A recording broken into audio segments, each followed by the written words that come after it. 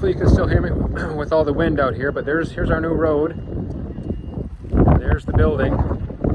We'll walk inside.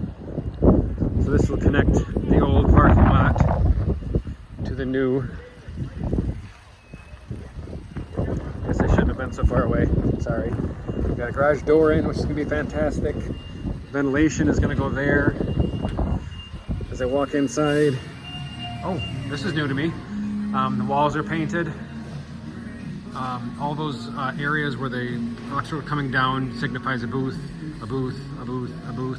So we got our 22 welding booths. We got the ventilation pipes in, ceilings painted.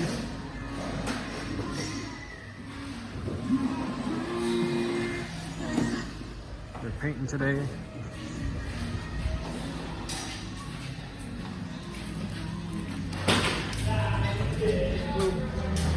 Got our nice locker room, classroom, no glass in the door yet. Waiting on windows. Water room.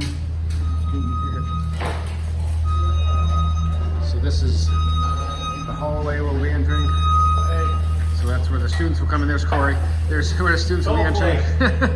And then the students will walk down that hallway and into the welding space.